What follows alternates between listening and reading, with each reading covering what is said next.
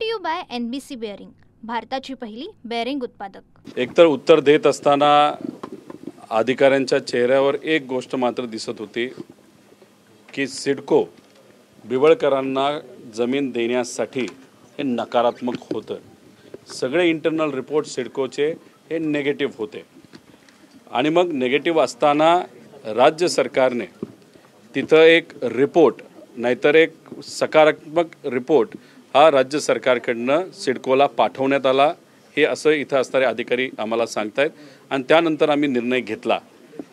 आत्ताशी त्यांच्याशी बोलत असताना आम्ही त्यांना सांगितलं, एकतर 61,000 स्क्वेअर मीटर ही जी जागा तुम्ही बिवळकरांना देत आहात ती ताबडतोब तुम्ही तिथं ती थांबवावी, जी काय प्रक्रिया झाली आहे ती त्यालासुद्धा तिथं स्थगिती ही तुम्ही द्यावी।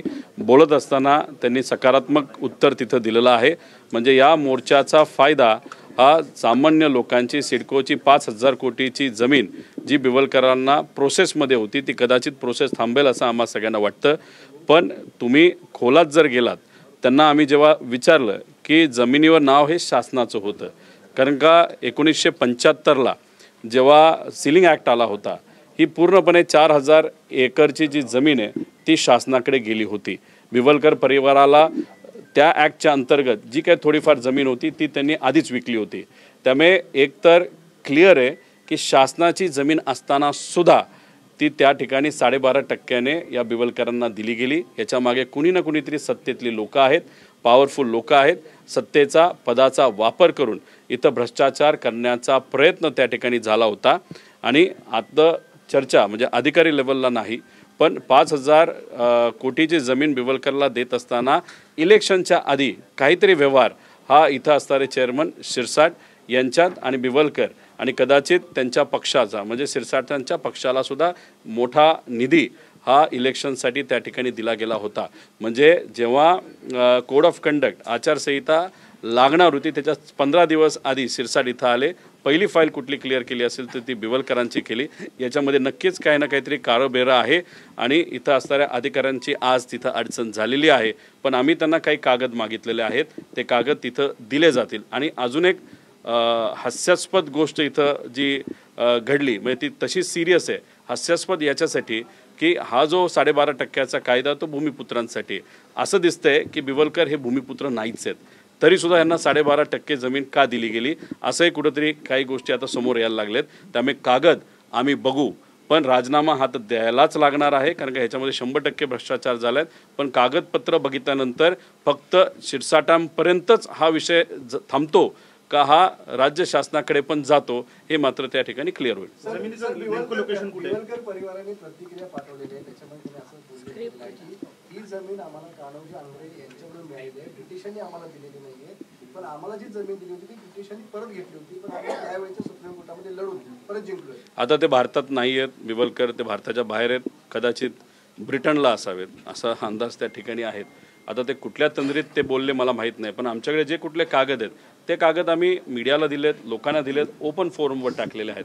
ते कागद तुम्ही बघितल्यानंतर 100% तिथं एक कळतं की त्यांना ब्रिटिशरांनी 4,000 एकर ही जमीन तिथं दिली होती। त्यामुळे ते जे आज बोलतायत ते मोघम बोलतायत, ते जेव्हा येतील तेव्हा कागद घेऊन बोलतील अशी आपण सर्वजण अपेक्षा करू। पण तोपर्यंत आमच्याकडे सुद्धा शासनाकडनं आणि सिडकोकडनं कागद येतील आणि ते आल्यानंतर मग ही जी शकची सुई आहे जी आज शिरसाटांपर्यंत आमची आहे, शिरसाटांनी इथं गोंधळ घातलाच आहे, पण तो गोंधळ फक्त त्यांनी घातला का त्यांच्या वरिष्ठांपर्यंत तो विषय जातो हे आपल्याला मात्र येत्या काळामध्ये कळेल।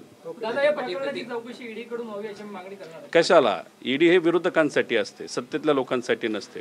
हा ईडीकडे हा विषय गेला तर ते टाइमपास करत बसतील, तिथं कुठेही काय निर्णय लागणार नाही। आमचं मत आहे कागदपत्र क्लिअर आहेत। त्याच्याचबरोबर गवई साहेबांनी मे महिन्यामध्ये 2025 मेला एक निकाल दिला होता, शासनाच्या ह्या कुठल्या जमिनी ज्याच्यावर शासनाचं नाव आहे, बिवळकरांच्या जमिनीचा 7/12 आम्ही जेव्हा विचारलं, काही अधिकारी सांगण्याचा प्रयत्न करत होते तेव्हा आम्ही त्यांना विचारलं की 7/12 नाव कोणाचं आहे, ते म्हणले हो शासनाचं आहे। मग शासनाचं नाव असताना सुद्धा तुम्ही 12.5% त्या व्यक्तीला तिथं देत असाल तर हे कितपत योग्य आहे? त्यामुळे याच्यात मोठा भ्रष्टाचार झालाय। ईडीपेक्षा आम्ही तुम्हाला आश्वासित करतो, सर्व भूमिपुत्रांना आश्वासित करतो, हा जो स्कॅम आहे जो झाला आहे त्याला आम्ही निकालातच लावणार आणि जे कोणी जबाबदार आहेत त्यांना सुद्धा त्यांच्यावर कारवाई ही झालीच पाहिजे अशी आमच्या सगळ्यांची मागणी आहे. बिवलकर असं देखील म्हणतात की जे आरोप माझ्यावरती लावण्यात येतात आहे ते सध्या सरास खोटे आहेत. येतील 27ला, मग ते तुम्हा सर्वांना बोलवतील. तिथून कुठला तरी एक व्हिडिओ काढला आहे, ते काय बोलतात त्यांनाच तिथे कळत नाही. विरोधाभास आहे. ते म्हणाले की जमीन अजून मला मिळाली नाही, कोर्टात विषय आहे. मग कोर्टात विषय असेल तर मग ही जमीन दिली कशी, असे अनेक प्रश्न तिथं निर्माण होतात. त्यांना कुणीतरी स्क्रिप्ट पाठवली असावीत. आता असं कळतं की शिरसाट साहेबसुद्धा भारताच्या बाहेर आहेत. आता ते दोघं एकत्रच पार्टी करतायत का टूर करतायत हे आपल्याला सांगता येणार नाही. त्यामुळे ते दोघं जेव्हा येतील, शिरसाट साहेब अजून बोलले नाहीत, व्हिडिओही टाकला नाही, ते येतील, स्पष्टीकरण देतील. पण मोगम देणार आहेत. आम्ही जे कागद टाकलेत हे ओपन फोरमवर टाकलेत, ते जेव्हा स्पष्टीकरण देतील त्याला विथ पुरावा आम्ही नक्कीच त्याला उत्तर दिल्याशिवाय राहणार. शिरसाटांना न बोलण्याचं आव्हान देखील पक्षाकडून करण्यात येतं आहे ना. आता शिरसाट बोलताना जसं की त्यांना 15 कोटीची बॅग तुम्ही बघितली असेल, हो माझा पैसा आहे. अरे बाबा 2 लाखाच्या पुढे कॅश ठेवता येत नाही. मग तिथं 10-15 कोटीची कॅश तुम्ही आणि तिथं म्हणता माझा पैसा आहे, माझं घर, माझा बनियन आणि माझी सिगरेट. आता ह्याच्या ती भूमिका ते घेत असतील आणि म्हणत असतील हो पैसा माझा आहे, तर उद्या जाऊन खरं जर बोलले, खरं काय की घोळ झाला आहे, ते म्हणले हो घोळ झाला आहे, आमची सत्ता आहे, आम्हाला मेजॉरिटी, तर फसेल ना सरकार. म्हणून त्यांना आदेश दिलाय की बाबांनो तू काय बोलू नको, तुम्ही वरचा मजला हा वापरत नाहीत, इथं तुमच्या पदाचा वापर करून तुम्ही जो पैसा खाल्लाय ते जर खरं मीडियाला जर सांगितलं तर मग कदाचित अडचण होऊ शकते. खरं तर सुप्रिया सुळेंनी अमित शहा यांची देखील भेट घेतलेली आहे. दुष्काळ संदर्भात ही भेट महत्त्वाची मानली जाते. नाही 100%. आज आपण बघितलं 14 लाख हेक्टरपेक्षा जास्त जमीन ही महाराष्ट्रामध्ये आता या पावसामुळे अतिवृष्टीमुळे तिथं बाधित झालेली आहे. तुम्ही जर नंदुरबारची परिस्थिती बघितली, हिंगोलीची बघितली, बऱ्याच ठिकाणी खूप मोठ्या प्रमाणात पाऊस झालेला आहे. सरकारकडनं पूर्वीचेच पैसे अजूनपर्यंत दिले नाहीत आणि आता कुठेतरी या सर्व शेतकऱ्यांची अपेक्षा होती, कष्टातून जे पीक आता उभं दिसतंय चांगलं आहे ते पीकसुद्धा आता हातात राहिलं नाही. अतिशय वाईट. म्हणजे कर्जमाफी दिली नाही, भावांतर योजना आणली नाही, आधीचा पैसा मदतीचा दिला नाही आणि त्याच्यातच दुष्काळात 13वा महिना शेतकऱ्याच्या बाबतीत ही घटना तिथं घडलेली आहे. अतिशय वाईट परिस्थिती आहे. सरकारने ओला दुष्काळ हा जाहीर करावा अशी आमच्या सगळ्यांची मागणी आणि सरसकट त्या परिसरामध्ये जिथं मोठ्या प्रमाणात पाऊस झाला आहे पंचनामा न करता डायरेक्ट सरकार शेतकऱ्याच्या अकाउंटला 50,000 रुपये हेक्टरी जी काय आमच्या सगळ्यांची मागणी आहे ती त्या ठिकाणी दिली जावी.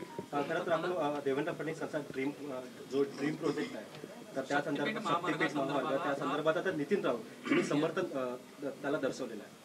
त्यांनी का समर्थन केलं मला माहीत नाही, पण नितीन राऊत साहेबांना मला सांगायचं आहे, कदाचित तुम्ही नागपूरला असाल, गडकरी साहेबांना भेटा. गडकरी साहेब या महाराष्ट्रामध्ये 800 किलोमीटरचा रस्ता नॅशनल हायवेच्या अंतर्गत बांधत आहेत. 8 पदरी रस्ता आहे आणि त्याला किलोमीटरला 71 कोटीचा खर्च आला आहे. आणि हा जो शक्ती मार्ग आहे तो शक्ती मार्ग आता 102 कोटी पर किलोमीटरला गेला आणि तो फक्त 6 पदरी आहे.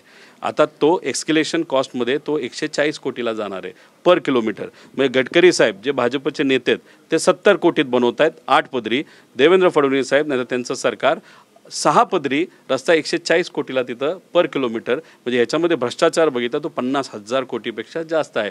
नितीन राऊत साहेब कदाचित रोडला समर्थन देत असतील पण ते भ्रष्टाचाराला समर्थन तिथं देत नाही. आम्ही सुद्धा विकास होत असताना आम्ही पाठिंबा देतो विकासाला, पण तिथं जर भ्रष्टाचार होत असेल तो सरळ इथं दिसतोय, त्या भ्रष्टाचाराला आमचा पाठिंबा अजिबात नाही. एका बाजूला छोट्या कॉन्ट्रॅक्टर, मध्यमवर्गीय कॉन्ट्रॅक्टर, मराठी कॉन्ट्रॅक्टरचे पैसे 89,000 कोटी तुम्ही थकवता, ते आत्महत्या करा. दुसऱ्या बाजूला हे बाहेरून आणलेले जे सगळे कॉन्ट्रॅक्टर आहेत रेड्डींपासून सगळे, त्यात मेगा वगैरे अशी काही बरीच नावं आहेत, तर ह्यांना तुम्ही मोठे मोठे कॉन्ट्रॅक्ट देऊन तिथून पैसा काढता, हे आमच्या सगळ्यांचं मत आहे. पतसंस्थेची निवडणूक झाली, त्या पतसंस्थेच्या निवडणुकीमध्ये आता ठाकरेंना भोपळा मिळाला आहे, तर भाजपला 12 जागा आहेत. शशांक जे आहेत त्यांना नाही. हे बघा, शशांक जे काय नाव तुम्ही घेतलेलं, मला जे काय कळलेलं त्यांचं वर्चस्व त्या पतपिढीमध्ये आहे असं आम्हाला कळतंय. त्यामुळे विजय हा काय भाजपचा झाला असं समजून चालणार नाही. तो विजय त्या संघटनेचा, त्या व्यक्तीचा तिथं झालेला आहे. आणि तिथं तसं बघितलं तर इलेक्शन हे क्लोज डोअर इलेक्शन असतं, खूप असं मोठं असतं, खूप सारे मतदार असतात असं नसतं. त्यामुळे त्या इलेक्शनचा जो कुठला निकाल आला आहे ते पराजय हा ठाकरे परिवाराचा असं समजून तिथं चालणार नाही असं माझं व्यक्तिगत मत आहे. खरं काल मोनो रेल्वेचा जो अपघात घडलेला आहे, अचानक मोनो रेल्वे जी बंद पडली, अजित पवार म्हणतात की इतके लोक मोनोमध्ये घुसले कसे? घुसले कसे म्हणजे असं अजित पवार म्हणतात. आता मोनोरेल कोणासाठी? तर लोकांसाठी आहे. पाऊस चाललाय, रस्ते तुम्ही खोदलेले आहेत, रस्त्यात तिथं पाणी आहे, रस्त्यात गाड्या बोटीसारख्या चालायला लागलेल्या आहेत, बससुद्धा बंद पडलेली आहे. आता माणसं जर त्या बोटीतून गेले असते, नाहीतर त्या गाडीतून, नाहीतर त्या पाण्यातून गेले असते, वाहून गेले असते, त्याला कोण जबाबदार असलं असतं? आता मग पर्याय कुठला? तर चला हवेत काय आहे, तर मोनोरेल हवेत आहे, चला हवेतून आपण जाऊ, अशी बिचाऱ्यांची अपेक्षा तिथं होती. आणि त्यात सुद्धा ते अडकले, पाण्यात अडकले, आता हवेत अडकले. म्हणजे बघा हे सरकार कसं आहे, न त्यांना मोनोरेल नीट चालवता येते, न मेट्रो चालवता येते. मेट्रोचे जे काही त्यांचे स्टेशन्स आहेत, त्या स्टेशनमध्ये पावसात जेवढं पाणी नाही तेवढं रेल्वे स्टेशनच्या आत त्या सबवेमध्ये पाणी, अशी दुर्दैवी परिस्थिती आहे. त्यामुळे दादांनी असं वक्तव्य का केलं हे मला तरी सांगता येणार नाही, पण जबाबदारीने बोलण्याची आज जरूरत आहे, कारण ते जबाबदारीच्या एका पदावर आहेत. अमित शहा संसदेमध्ये एक बिल मांडतायत, पंतप्रधान असेल, मुख्यमंत्री असेल किंवा कोणी महत्त्वाच्या पदावरचा मंत्री असेल, त्यांना जर कुठल्या गंभीर गुन्ह्यामध्ये जर ते आढळले तर त्यांना 5 वर्षाची शिक्षा होऊ शकते आणि त्यांना पदावरून तत्काळ दूर केलं जाऊ शकतं. अशा पद्धतीने लवकरात लवकर ते बिल पास व्हावं, कारण महाराष्ट्रातले असे 15-16 मंत्री तर तसेच निघतील, मी तुम्हाला सांगतोय. त्यामुळे जेव्हा पास होईल, मी प्रेसिडेंट महोदयांना सुद्धा विनंती करेल की लगेचच्या लगेच ते बिल पास करा, लागू करा. पहिले विकेट कुठं जाणार आहे तर ते महाराष्ट्रामध्येच जाणार आहे. कदाचित शिरसाटांपासून त्या एवढ्या चांगल्या बिलची सुरुवात ही कदाचित होऊ शकते. Thank you sir. सर एक हिंदी शॉर्ट फक्त हेच फक्त तरी हाच विषय बोला. विचारा पूछो. क्या कहना चाहेंगे, आपने सिडको से एमडी से मुलाकात की है इस रिगार्डिंग? देखो, उनको बहुत सारे प्रश्न हमने पूछे, लेकिन बहुत कॉन्क्रीट उत्तर एमडी महोदय या उनके अधिकारी वहाँ पे दे नहीं पाए. उनका कहना था आज तक जो भी रिपोर्ट हमने भेजे हैं वो नेगेटिव रिपोर्ट थे. बिवलकर को वहाँ पे ज़मीन नहीं देनी चाहिए, ऐसे रिपोर्ट सिडको ने शासन को वहाँ पे दिए गए थे या रिजेक्ट भी किए गए थे. लेकिन इस वक्त शायद शासन से एक पॉजिटिव रिपोर्ट ये दिया गया था. अभी ये रिपोर्ट क्या था, कैसे था, वो जानने की वहाँ पे ज़रूरत है. यहाँ पे कहाँ न कहाँ तो भी बहुत बड़ा भ्रष्टाचार वहाँ पे हुआ है.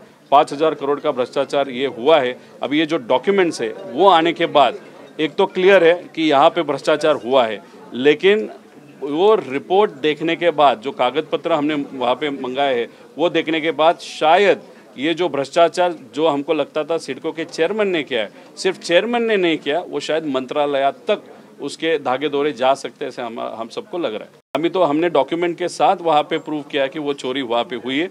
वो शायद अभी इंडिया में नहीं है, वो ब्रिटेन में होंगे. ब्रिटेन का उनका बहुत गहरा संबंध है. अभी वो जब आएंगे 27 को, फिर वो प्रेस कॉन्फ्रेंस लेके वहाँ पे बोलेंगे. जो बोलेंगे उनके पास के जो डॉक्यूमेंट्स वो हम देखेंगे, फिर हम हमारे डॉक्यूमेंट्स वहाँ पे आगे लाएंगे. बिवलकर का विषय नहीं है, वो कौन है, काले है गोरे है, हमको नहीं मालूम. हमारा कहना है कि यहाँ के जो भूमिपुत्र है बहुत सालों से 12.5% ज़मीन के लिए वहाँ पे तरस रहे, लेकिन उनको अभी तक ज़मीन नहीं मिली. लेकिन शिरसाट साहब ने यहाँ पे ऑफिस में आने के बाद पहला निर्णय कौन सा लिया था, वो बिवलकर के बाजू का लिया था. गरीबों के बाजू से नहीं लिया, भूमिपुत्र के बाजू से नहीं लिया. एक ऐसा व्यक्ति जिसको 5,000 की ज़मीन ऐसे ही वहाँ पे एक सिग्नेचर पे दी गई, इसके विरोध में हम सब है. Brought to you by NBC bearing, भारताची पहिली बेअरिंग उत्पादक.